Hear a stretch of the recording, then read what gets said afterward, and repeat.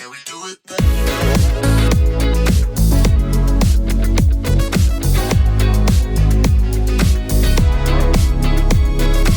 Hello, friends and listeners. You have another brand new episode of Watch Skip Plus. We want to be your go-to source for insightful and pop-cultured movie reviews. If you're joining us, please understand this is the spoilered reviews of Normal, directed by Ben Wheatley, and Lee Cronin's The Mummy, directed by...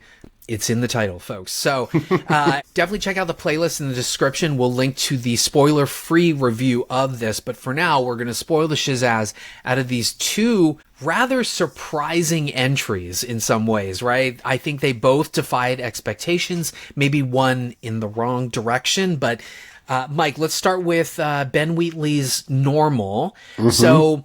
to spoil this for anybody who is deciding just to skip to this, Bob Odenkirk's character, I didn't know that this works this way. I guess it does, but he is a sheriff who's being moved to a new town to fill in for the other sheriff who passed away. Mm-hmm. They say it's in a fishing accident. He shows up and gets embroiled in what seems to be a simple robbery of a bank. But it turns out that this bank in this small town of Normal is actually hiding Yakuza treasure and money. What did you think of that development? The fact that, like, the Yakuza gangsters are using a small town to hide their wares. They show you right in the beginning, they chop off these dudes' fingers because they fucked up and lost, like, a gold brick or something like that. And after accounting, they realize they fucked up. One of them doesn't, gets his head chopped off, blood hits everywhere. Woof. You're instantly like, okay, this is what you're getting into. Because like you said, this was not marketed to be a gory, like, comedy, like a la, like, Tucker and Dale versus Evil. But really, honestly, this does turn into, like, a mix of Tucker and Dale and Assault on Precinct, whatever it's called, the John Carpenter movie. I don't know why I can't remember 13. the number. Yeah. 13. Right. But yeah, it does go in some really fun, over-the-top, gory places. Did you expect this to be as gory as it was? I did not. And so, plot point-wise, Odenkirk, he moves to this town. He's living in a hotel. He meets this woman at, like, the vending machine or whatever.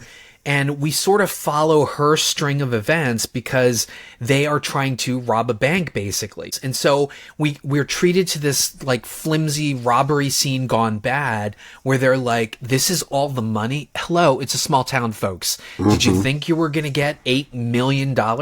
So then they're like, the vault. And then suddenly the people are reacting like, oh, no, we can't go to the vault. And then we see the two Asian security guys with their bandaged up hands or whatever. And then we realize, what's in the vault? And so what I think is surprising is when Odenkirk shows up to intercede in this bank robbery, right? There is a double cross. These sort of bumbling police people that we meet. There's a big, enormous black gentleman who wants to be the next sheriff. There's a bumbling, like, do-gooder, like, hey, we're twinsies. Look at our mustaches. I'm a bumbling cop. But it turns out that they are in on protecting this Yakuza treasure. And that was a nice twist because watching it, we know that the Yakuza are involved in this town. We know that at least the mayor brought them there.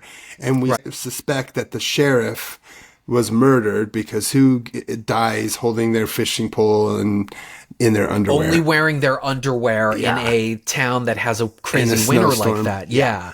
So he comes in the interim, and that is true in a lot of small counties. It's when there is a death or something like that, because of the politics involved, the state will usually bring in an interim sheriff. Usually it's someone who's retired or does just kind of hop around. A lot of guys like are widowed or whatever. And it does show that he is down and is out. He's lost the love of his life. Like, she won't talk to him. And he continues to, the narrative devices, he continues to leave her voicemails. And that's kind of what we hear as his internal thoughts of what's going on in his head. Like the 15 minutes before we get to all hell breaking loose with the bank robbery, we do get to care about Odenkirk as we see him, and we do see the sheriff's daughter, and we do see the town folks who are a little bit weird. It feels a little almost like Twin Peaks. You're like, people in this town are a little bit kooky. It's like, why is the weirdo woman in the yarn shop listening to the police dispatch radio? Like, all these things get sort of introduced innocuously, and then we get to this bank scene, and then the officers start shooting at Bob Odenkirk. And I'm like, oh shit, they're like, all what the involved. Fuck is happening? Right. I thought it was going to be like the town versus the cops or something. And then you realize everybody is involved except for Odenkirk and these two thieves. Yeah. So then all hell breaks loose. I love that Odenkirk is like, okay, you guys are my friends, considering that I cannot trust the police out there, so we're going to work this out. They sneak into the yarn shop with the old lady that I was just talking about, and she's in on it because she grabs her shotgun and she's like shooting. And so this is where I had said in Ballerina, she ends up in this village which has the sort of like excommunicated assassins that all decide to live. And so like the entire town is packed with assassins that are out to get the ballerina. And I was like, that's a really potent idea. Why didn't they chase that? And so that's what they did here. And it's, well, in I this, mean, I wouldn't crazy. say they're assassins. They're just townsfolk that were trained by the Yakuza to have guns and defend themselves because they're getting paid a ton of money. I mean, you see little hints like $14 million put into the town in this little tiny town in the middle of nowhere. I mean, I love that you just see all these things. You know that the Yakuza are involved, but you don't seeing him the way that Ezekiel, Odenkirk's character, kind of unveils what's going on in front of him. And when it finally clicks, I love that. It just makes you care about him. But it's weird that, like, looking back on it, it's like, oh, that's why Yarn Lady has that extensive yarn collection. Mm-hmm. That's why the hot bald guy who's argumentative, that's why his shop is so well-to-do and fantastic. That's why that diner has all those fucking guns on there or whatever, and then has like its own ice cream guy. And but again, it's all introduced like it's like, oh, you know, Andy Griffith show or whatever. Yeah. But then you come to realize, oh shit, that's why it's all the way that it is. In the town agreed to these terms. To the Yakuza. So those that stayed who didn't get killed, I think, wink, wink, I think they knew that townspeople got killed before. They kind of winked to that. So they knew there was a real fear that they would all die if the fucking Yakuza found out someone stole that bank money out of that. So as soon as that was mentioned, some of the citizens are like, I'm going to get killed or whatever. But what's kind of interesting and crazy is that, you know, the daughter of the former sheriff ends up hooking up with, Odenkirk. And again, I'm thinking that it's going to be the town versus them, and there's going to be all this carnage. And when I say carnage, folks, carnage. Henry Winkler comes in and he's like, fuck you, whatever. And then he's such an asshole, mate. The Fonz fucking blows up. It's insane. Yeah, it was a grenade launcher. He comes out with a grenade launcher. In the beginning, and he's the first one and then all of a sudden everyone's, what the fuck? And then he's shooting and blasting everybody. And they're showing you where all the guns are stockholed. So throughout like that first 15 minutes, you're just seeing everything getting ready to unfurl. And there's an excitement because you know shit's going to hit the fan. You're like, oh, fuck, these Yakuza are coming. They're coming. And what is he going to do? I was going along with this tension. And then when it hits, I did not expect it to be as funny as it was. We got, old lady gets the yarn's needle through the freaking jaw, through the eyeball, popping out through it.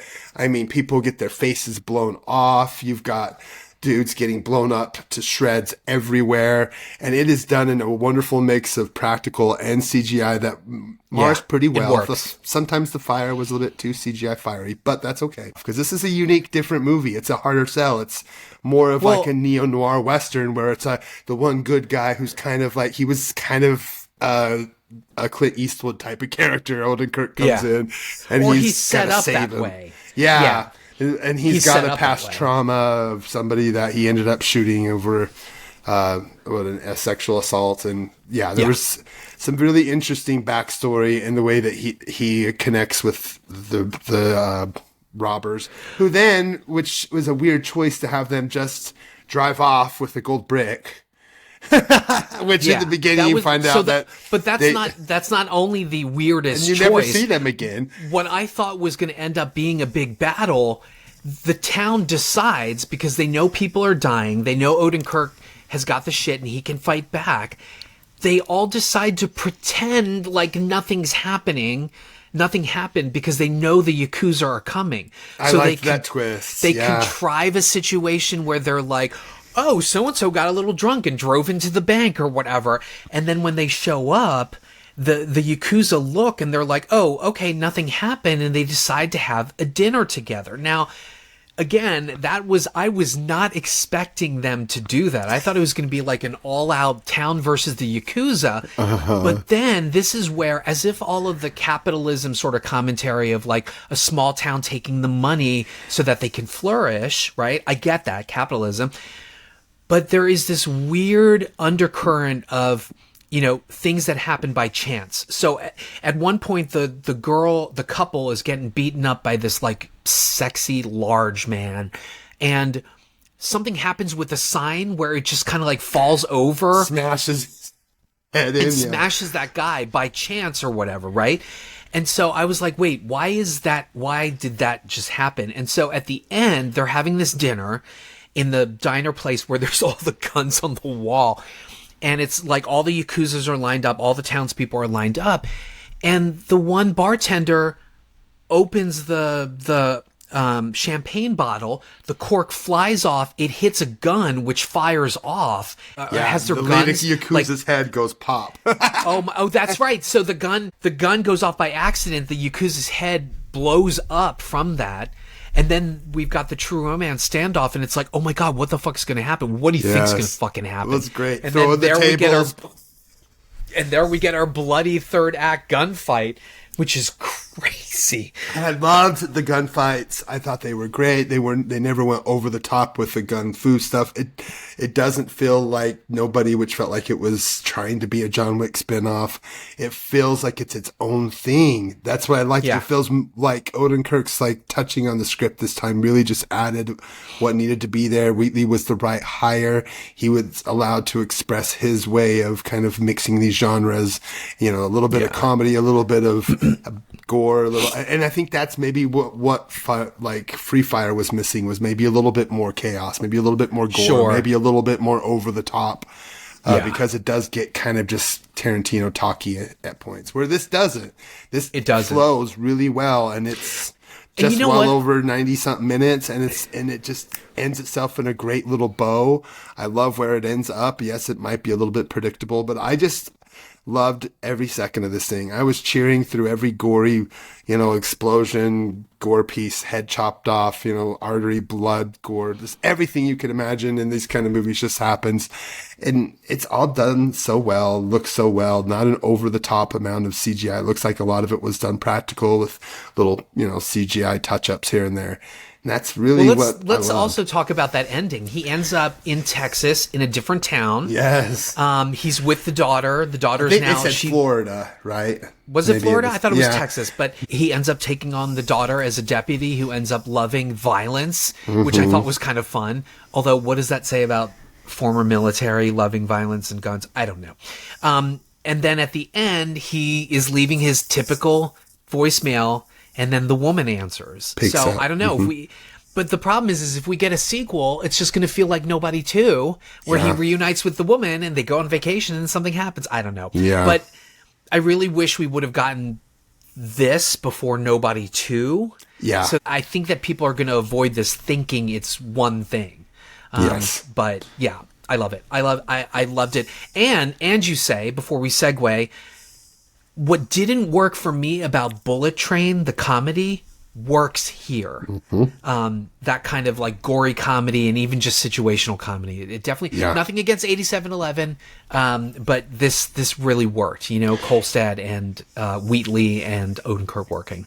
Well, Bullet Train was also 2 hours and 10 minutes long. This was in like 95 minutes, so there's a difference. Yeah, I know. Bullet Train could. Ooh, disappointing. Oh, speaking of being 2 hours and some minutes long. Oh my God. And speaking of gore, moving on to Lee Cronin's The Mummy. So to begin the film, we get this really great sort of tense sequence where there's a family, there's a mysterious woman, she's got henna, she's very severe, everybody shut the fuck up, stop singing this song. And then they end up in this weird, what looks like a farm in the middle of a fucking desert in Egypt, right? And it's so awkward because like it's all this greenery, but everything around it is weird.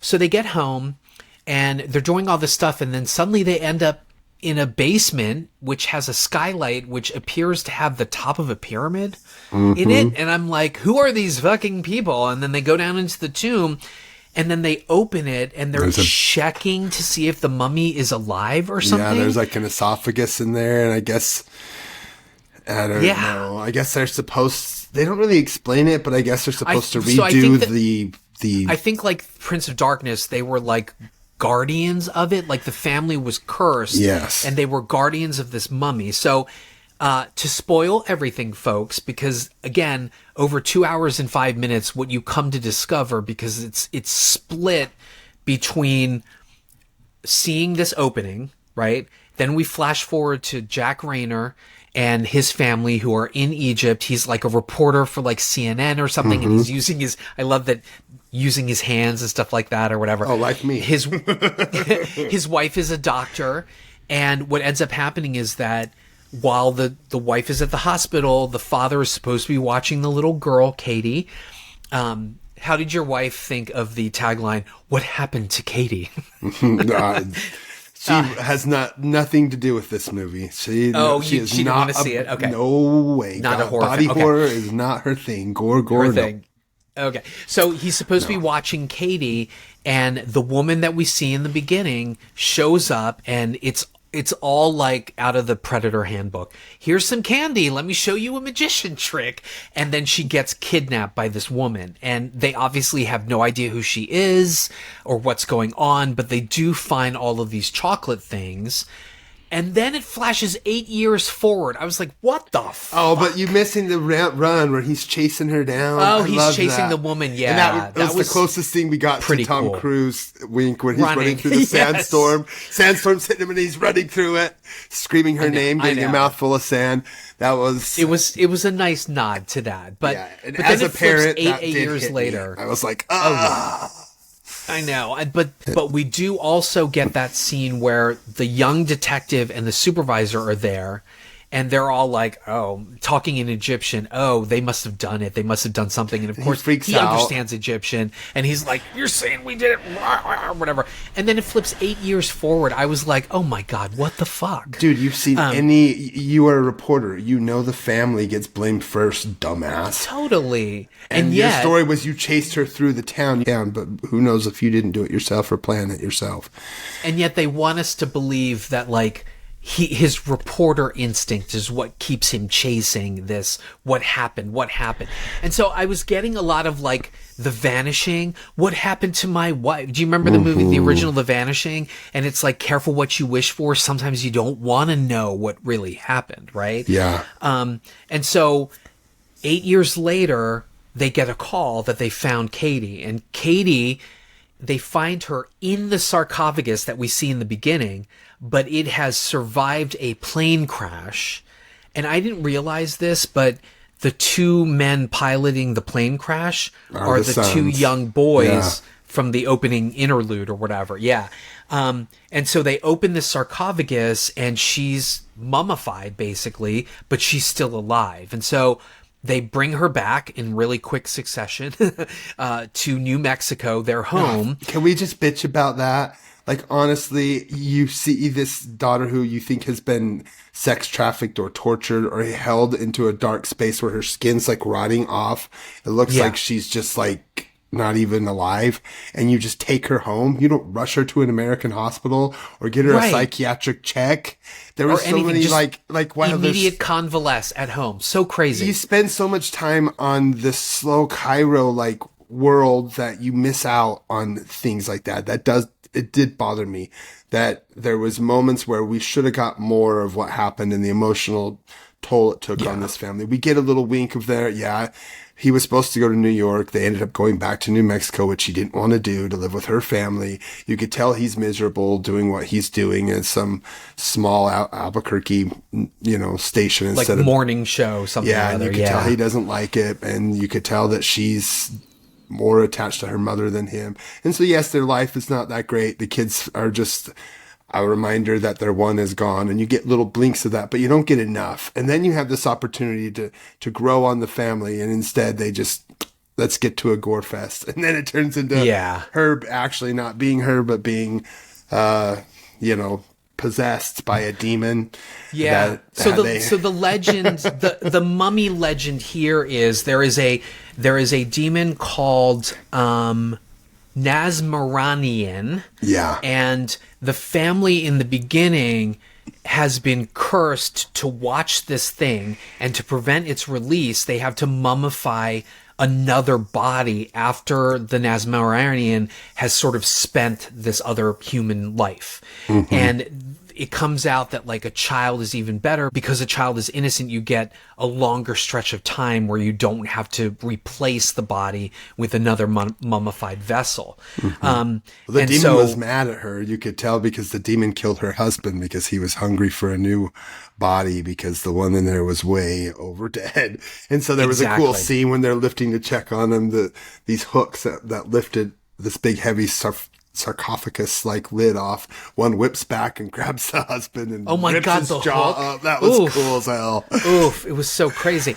And so what we come to find out is that her skin, I don't know why they didn't figure this out, but her skin is not really her skin, it's the wrappings. And so there's this disgusting scene where I don't like toenails, okay? I couldn't watch it. She's cutting the toenails, and what she ends up doing is she can't slice through it, so she ends up pulling what we think is skin, but it actually ends up being the wrapping itself. No, and it's like comes down her freaking leg. Oh my God, down the foot, sliding down. And then the husband like peeling the skin apart and realizing it's like has a bunch of writing on it. And then of course goes like they do in all these kind of movies, goes and finds some professor at a university. We didn't need that. So scene, listen, that's why I was like, look, the touchstone of these films, the touchstone of this film, both in photography, and in plot, it has to be The Exorcist. It has to be Poltergeist, because you get these suburban scenes of like home life and kids and everybody talking over each other and parental strife. And then you get these desert scenes where there's close-ups and there's smoke and, sand and all of that stuff. But like, so he and then goes the funeral to a professor, happens, and it turns into Sam Raimi meets Evil Dead. Drag Me to Hell, right? It becomes the Evil Dead body movie. tumbles out of the oh my God! And then you find that the demon can use, Katie's body and use her connection to the other kids to possess the them. siblings and possess the siblings them. Start getting possessed, and the one starts ripping her fucking teeth out. All of her teeth out. What does that bring her back? Was that what it was? That this reminded me of some of those scenes that was like, oh yeah. And then the little girl goes to school and she's like, "You're a rat-faced cunt," and I was like, so it's very like The Exorcist, like, you know what I mean? Like when she says you could totally to the doctor, tell they like, took all these great like ideas and the concept of his last two movies, a little kid's getting like possessed by evil or replaced or something, and getting replaced by evil. That's kind of like same thing, and then it totally gets to a funeral scene where we get the one death. Is there, I guess, 2 deaths in the movie? Is that, I guess, the brothers who wreck, but we get 2 deaths in the movie, by the way. This is a spoiler scene. So if you're in this for like deaths, this is not that. This is much more body horror, much more mystery. I guess that the mystery part was what makes it like a mummy movie, but it's much more a body horror movie. And then the end, we get to the funeral, and it totally turns into, like we said, it turns into a Sam Raimi joint. It's all chaotic. So first of all, I wanted to make a comment about the fact that like the mother is Hispanic, although I didn't quite place the accent. I was like, is that woman doing, by the way, the woman that plays the wife looks like a Hispanic, like Frances O'Connor. I was like, is that Frances O'Connor? They're from who's New an older Mexico. English actress, right? But like, so the abuela, the grandmother who helps to care, like she's, I don't know, they made this commentary about how like she's all gaudy and her lipstick, and then the friends that come that are maybe related, they're all like, oh, the lipstick looks nice. They could have sprung for that. And I'm like, what is he saying about Hispanic culture? It's so weird, right? Yeah, that was weird. But so at this funeral, the daughter who's already like possessed, she goes over and she sees the string where they've sewn the mouth together, and she starts pulling it. And as if that isn't gross enough, the next scene, because we know Abuela has dentures. I loved it so much. Because in the beginning, she like shows like, she's like, oh, is my tooth going to come out? And then she shows that she has dentures by popping it out and making the little girl laugh. So she's pulling at the string, and you're thinking, oh my God, she's going to like, what is she going to like eat or something, or like embalming fluid's going to come out.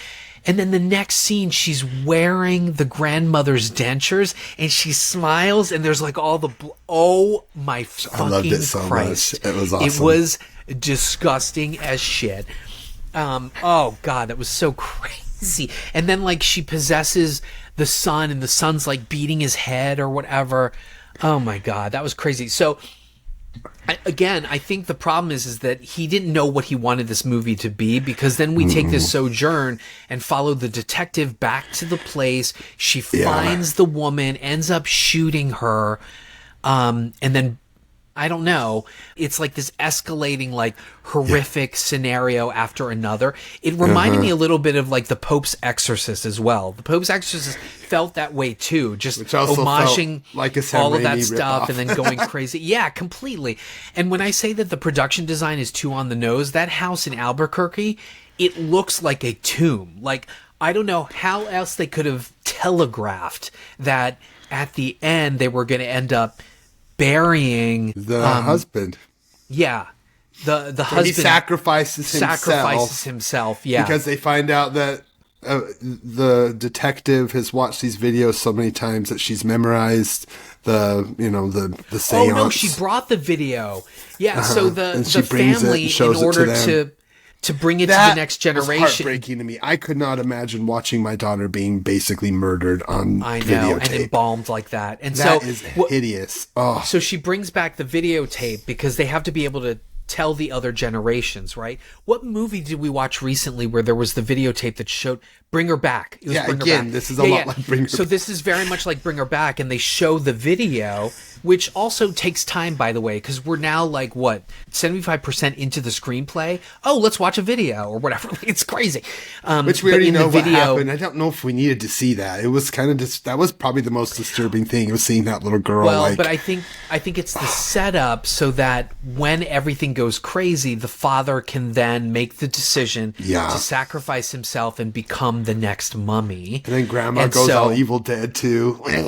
Oh my God, crazy. And so he ends up taking the curse on, and instead of mummifying him, I think they put him in the box, but then they put all of the hieratic scriptures in the basement so that he can't come out, right? Mm-hmm. And then there's this weird epilogue where the mother gets revenge on that other woman and shows up in Cairo at her hospital room. Which she still survived, which it did not look like she was going to survive that wound. Well, I mean, you see the bullet hole there in her, whatever. It was pumping a lot of blood.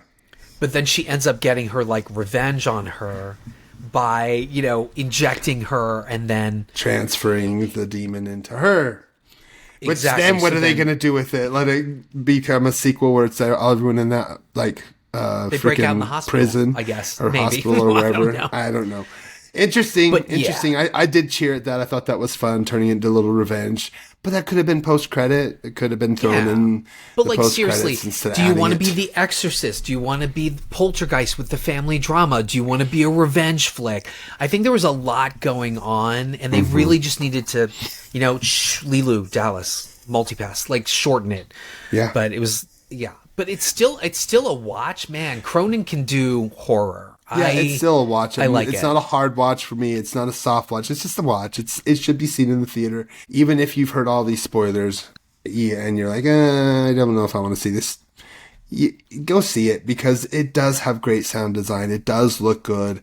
And I know it's getting torn apart by critics, which is really interesting. I mean, it's... You know, I'm not surprised by that, and I'm pretty sure the critics are going to say what I said, which is it doesn't know what it wants to be, and it just drags. But I think Cronin is somebody to watch. I will definitely be watching the next film. And I think they're saying this is a success. I think they said 8 to 10 million. I haven't heard final numbers, but I think that's pretty respectful for this type of movie first weekend. So who knows if they're going to continue to do these kind of alternative...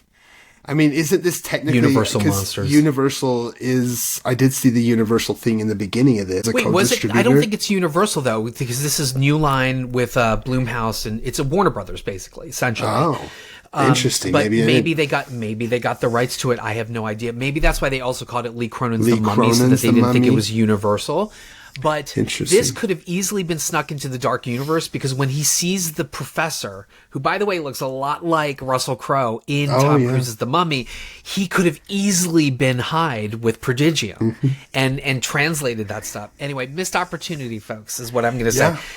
But so we have our pod roll in the spoiler-free episode, but we did it. We did a double. Under around 30 minutes. So let us know what you think. Drop your comments. Like, do you like The Mummy? Do you want to see more from Lee Cronin? How about Normal? Or did you think it was enough points of difference for you to like it? So as always, like, subscribe, make sure you're spreading the word about our podcast. We'd love to grow this community. Comment, do all those things. Mike, any parting thoughts? Again, just get out to the theaters, even though it's spring, and then music, live music, whatever you do to get out, it's important for your mental health. Absolutely. As always, be kind, be open, be vulnerable. That's where the art is. And Lee Cronin, stop making bathtubs a horrifying sight for me. Every film, there's like a bathtub scene that just goes awry, and I'm like, I will never take a bath again. Thank you, Lee Cronin. Anyway, all right, folks. See you on the other side. Bye. Bye.